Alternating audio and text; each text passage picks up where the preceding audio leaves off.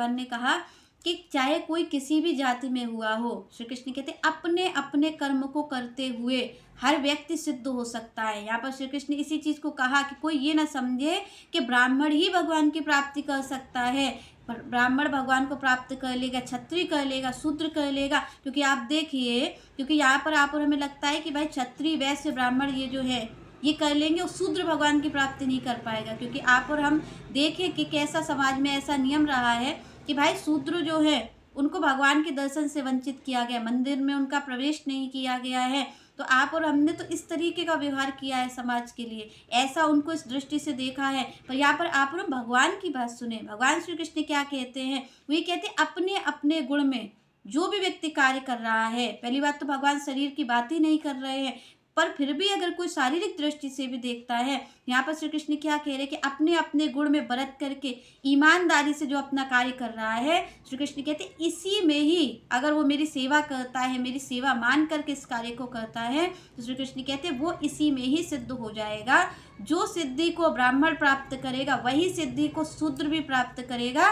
पर कब? जब हम अपने कर्म को निष्काम भाव से करेंगे। चाहे भले ही हम क्षत्रिय, हम कोई भी जाति के हैं, पर अगर आप और हम ये सोचिए कि भगवान को प्राप्त करने के अधिकारी हम नहीं हैं, तो ऐसा संभव नहीं है। क्योंकि आप और हमें ऐसा लगता है कि भाई शूद्र तो भगवान की पूजा नहीं कर सकता, सेवा नहीं कर सकता, तो ये भगवान की प्राप्ति भी नहीं कर सकता। पर ऐसा भगवान ने नहीं कहा। भगवान श्री कृष्ण क्या कहते हैं कि अपने ही गुण में आपको जो मिला है, जिस भी जाति में आपका जन्म हुआ है, आप बस उस कार्य को जो आपको मिला है स्वाभाविक कर्म के द्वारा, आप और हम उस कार्य को ईमानदारी से अगर करेंगे। क्योंकि अगर कोई ये सोचे कि ब्राह्मण ही भगवान की प्राप्ति करेगा, क्षत्रिय नहीं करेंगे, पर क्षत्रिय यहाँ पर अर्जुन कौन है? अर्जुन क्षत्रिय ही है। और क्षत्रिय रह करके जब निष्काम भाव से युद्ध किया है, तो उसी युद्ध ने ही श्री कृष्ण की प्राप्ति करा दी है।